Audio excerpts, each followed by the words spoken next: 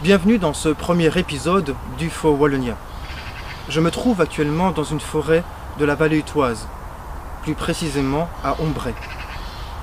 Au-dessus de ces forêts, il a été rapporté au cours de ces 20 dernières années de nombreux cas d'observation d'OVNI, et plus précisément de lumière nocturne, de boules lumineuses. Mais au cœur de cette vallée se trouve un site dit sensible en ufologie, la centrale nucléaire de Tihange. À la lumière des nombreux rapports d'OVNI récoltés dans le monde au cours de ces dernières décennies, mais également dans le cadre d'études comme le projet Tracking UFOs mené en collaboration avec ODH-TV, nous avons pu collecter des informations et de nombreuses preuves que les OVNI s'intéressent aux centrales nucléaires, comme celle-ci à Tihange. En voici la preuve encore dans cette vidéo.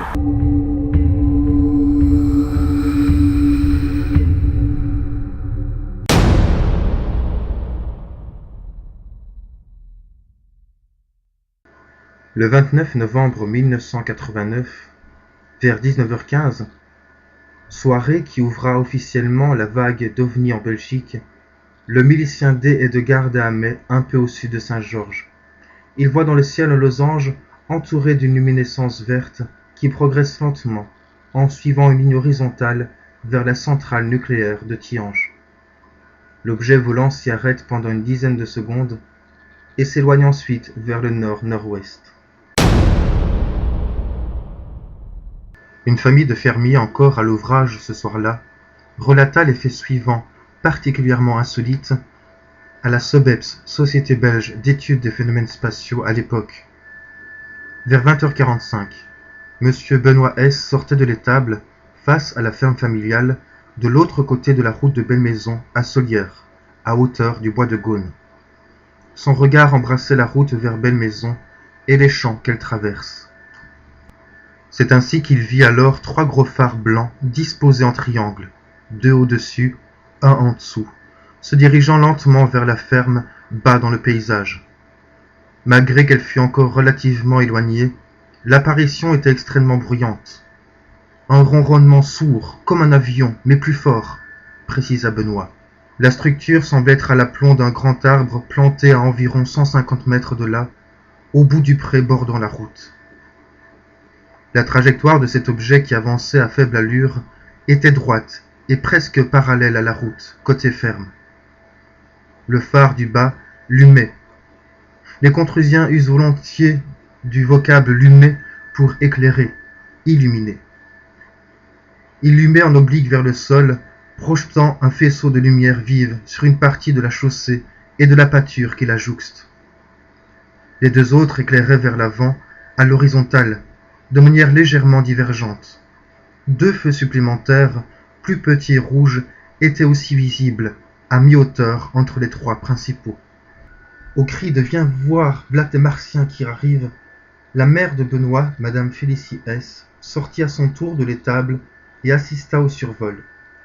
Elle reconnut sans hésitation un objet identique à celui qu'elle avait déjà pu observer une première fois en date du 26 novembre 1990. Cette fois-là, il était apparu de la même manière, mais dans le plus grand silence, s'en allant droit vers la centrale nucléaire de Tihange, après avoir survolé la ferme. Maintenant, l'objet exécutait un virage très court, au niveau de la ferme et à très basse altitude, 3 à 4 mètres au-dessus des toits. Il réalisa ce mouvement sans s'incliner, comme l'aurait fait un avion, croisa la route et survola carrément les témoins. Le bruit était immense. Benoît vit distinctement la tache circulaire de lumière projetée au sol par le phare inférieur. Elle se déplaçait lentement, précédant l'objet. Cette zone était si claire qu'on pouvait distinguer les moindres détails du relief. C'est à ce moment que les témoins purent remarquer la structure portant les lumières. Presque ronde, bien qu'un peu plus étroite à l'arrière, soit plutôt ovoïde. Elle se mouvait dans un plan horizontal. Massive et sombre, elle se détachait cependant sur le fond du ciel obscur. Benoît vit aussi un des côtés de l'objet, qu'il dit avoir la hauteur d'une petite maison, soit 4 à 5 mètres. Son envergure était imposante. Écartant les mains, bras tendus, Benoît montra une cinquantaine de centimètres, ce qui représenterait en réalité environ 12 mètres, si l'on suppose l'objet à seulement 15 mètres d'altitude. Tandis qu'il commençait à s'éloigner des deux témoins, l'objet accéléra durant quelques secondes, puis ralentit et poursuivit sa route vers Solières. Vu de derrière, seule une masse sombre se découpait sur un fond de halo de lumière produit par les phares placés à l'avant. Madame S et son fils virent encore la tache lumineuse au sol se promenant tour à tour sur un muret, un tas de fumier, puis un robuste châtaignier se dressant au bout du terrain, au-delà duquel l'insolite apparition disparut dans la nuit. La durée totale de l'observation est estimée à 30 secondes. Madame S précisa que lorsqu'elle regagna l'étable après le passage de l'objet, le bruit qu'il provoquait continuait de résonner encore fortement dans tout le bâtiment. Quelques 10 minutes plus tard, Benoît, accompagné de son père cette fois, Monsieur Albert S, revit l'objet qui se tenait immobile, à quelques mètres seulement juste à l'aplomb des balises rouges, couronnant le sommet d'une des tours de refroidissement de la centrale nucléaire de Tihange. Pendant environ une minute de cette étrange inspection, un des 3 gros phares de l'objet éclaira une partie de la maçonnerie de l'édifice, tandis qu'un second, le plus bas, projetait son faisceau lumineux, presque à la verticale, dans la cheminée elle-même. L'objet se remit ensuite en mouvement, traversa l'épaisse colonne de vapeur blanche crachée par l'imposante tour, et s'éloigna jusqu'à devenir invisible dans l'obscurité.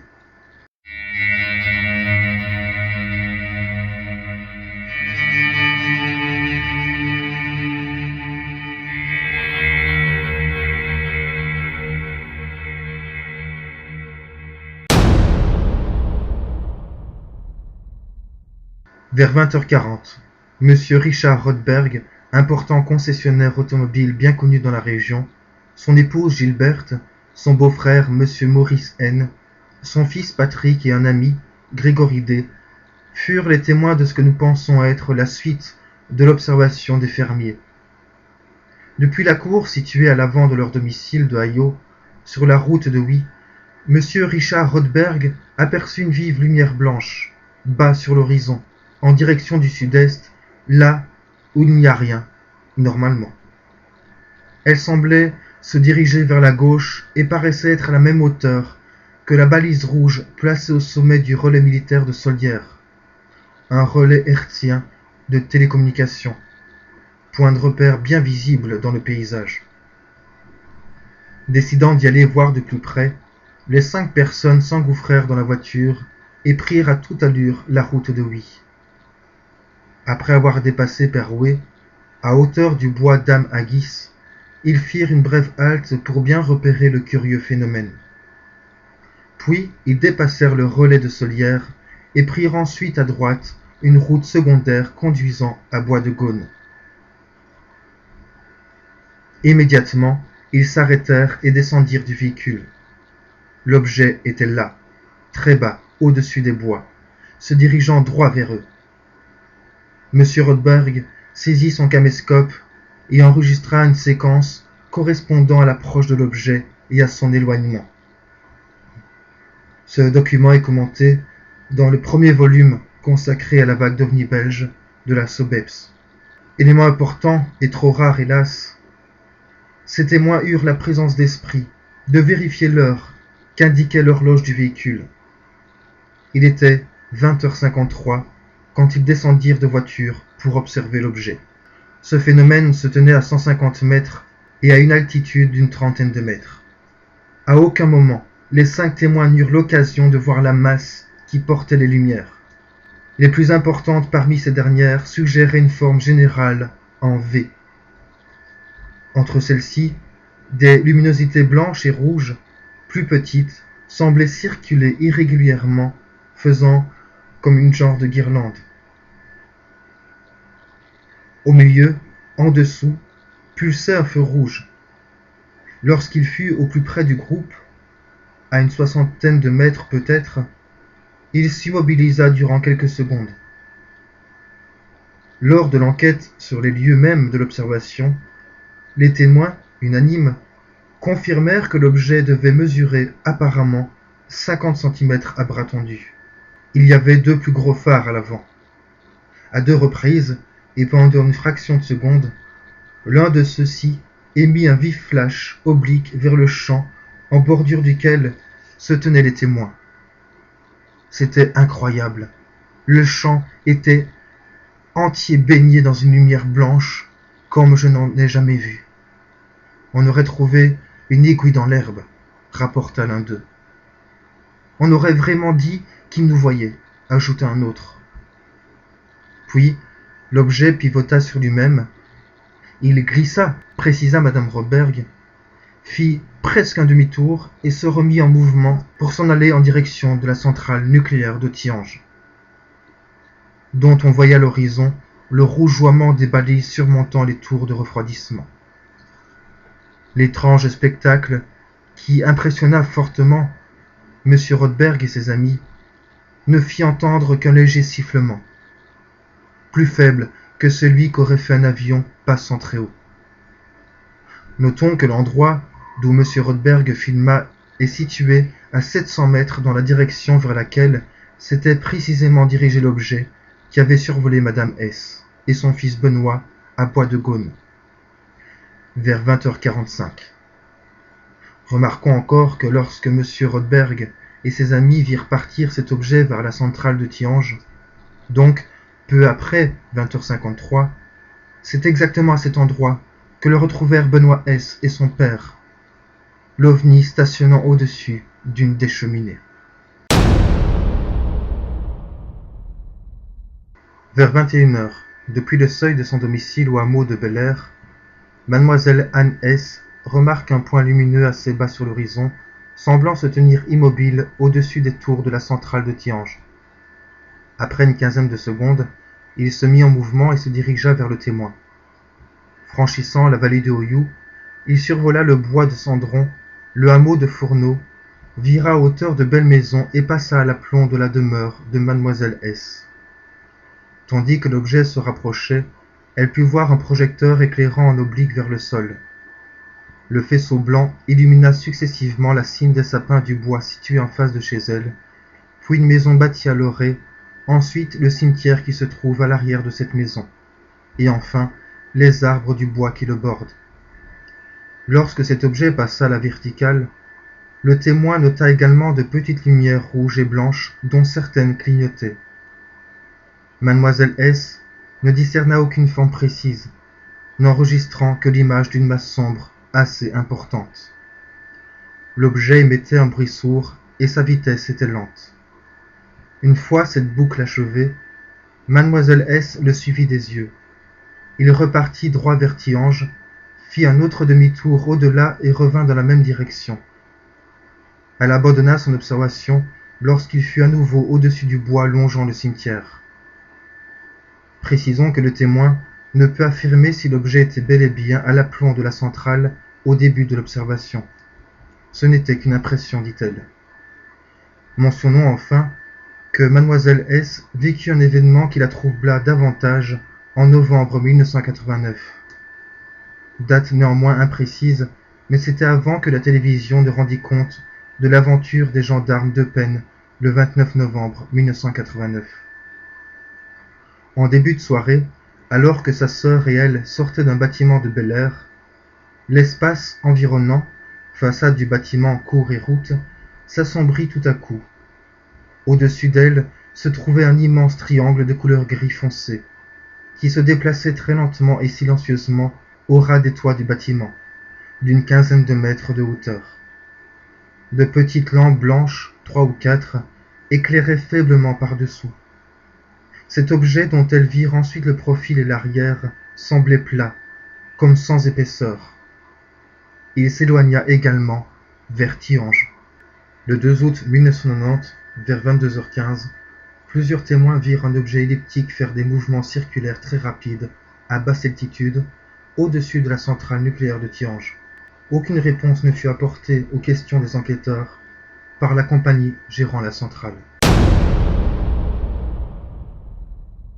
Le soir du 19 avril 1990, vers 3 heures du matin, Lors d'une campagne d'observation organisée par la SOBEPS, 4 témoins observent près de la centrale nucléaire de Tihange une sphère lumineuse jaune-orangée apparue soudain près du sol, non loin d'un pylône de haute tension. Elle s'éleva en arc de cercle pour disparaître, cachée par un bosquet. L'observation dura 3 à 4 secondes, fut silencieuse et sans effet physique apparent. Ce soir-là à Wanze, le 30 janvier 2010, vers 19h45, 2 témoins observent une sphère orangée stationnaire au-dessus des tours de refroidissement de la centrale. Après 15 minutes d'observation, le phénomène démarra à une vitesse fulgurante comme un trait, pour ensuite disparaître subitement. Notons que 7 jours avant l'observation, le samedi 24 janvier, lors d'une ronde de surveillance, un chimiste de la centrale a constaté une fuite au niveau d'une cuve d'acide chlorhydrique. Acide qui est utilisé pour purifier l'eau déminéralisée circulant dans les différents circuits de la centrale. Le 11 août 2012, vers 22h10, 2 témoins qui se trouvent sur le parking de la gare de Huy observent une sphère blanche à basse altitude qui passe dans une trajectoire parallèle à la gare en direction de la centrale. L'un des témoins raconte : « Nous étions en face de la gare de Huy quand ma compagne m'avertit qu'un point lumineux blanc passait au-dessus de nous. Nous avons pu prendre 3 photos, mais une seule a été prise correctement. L'objet avançait lentement en direction de la centrale et a ensuite disparu au loin. Nous sommes ensuite repartis en voiture quand, arrivé sur la chaussée entre Huy et Tihange, vers 22h20, j'ai observé une sphère rouge stationnaire au-dessus de la centrale nucléaire. Je l'ai observée environ 3 minutes en voiture et elle a ensuite disparu. »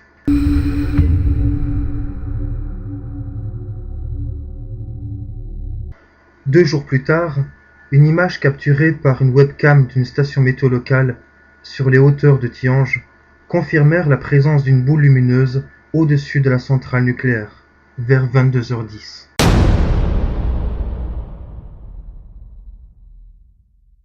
Le 12 mai 2014, un témoin qui se trouve à sa fenêtre en train de fumer une cigarette avant d'aller dormir a été interpellé par un bruit ressemblant à celui d'une tondeuse. Le témoin raconte : « J'ai ouvert ma fenêtre et j'ai alors vu juste au-dessus de la centrale nucléaire un ovni de forme triangulaire qui faisait du surplace avant de partir à toute vitesse vers l'autre rive de la Meuse où il a disparu en passant au ras de la colline. Le triangle était fixe, stationnaire, et puis il est parti vers le nord. Le témoin le compare à une taille plus grande que la Lune, environ 30 mètres de côté. L'observation dura 30 secondes. Le témoin déclara que le triangle était muni de 3 points rouges aux extrémités et un point blanc plus grand au centre.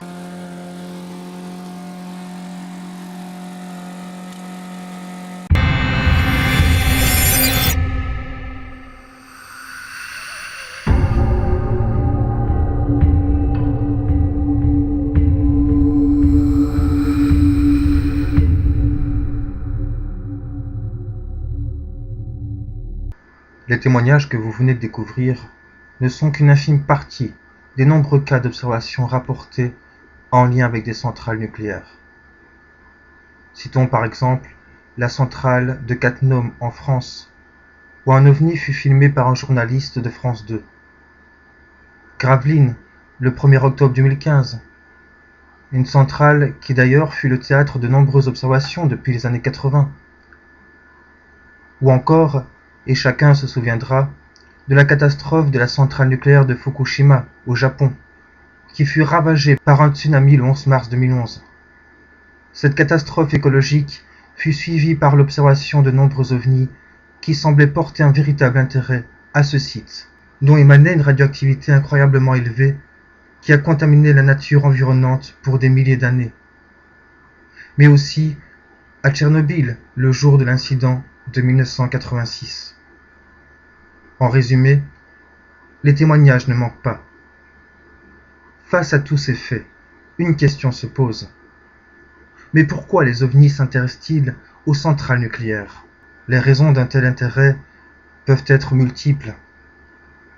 Néanmoins, les phénomènes constatés surviennent généralement au cours de périodes charnières, marquées par de graves tensions internationales, comme le fut par exemple la guerre froide, ou dans le cas de fortes crises environnementales.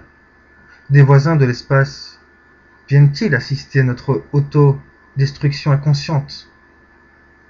Viennent-ils par simple curiosité? Ou au contraire viennent-ils nous aider, nous mettre en garde? Le mystère reste entier. Et l'avenir, à force de recherche, d'études, certainement nous le dira.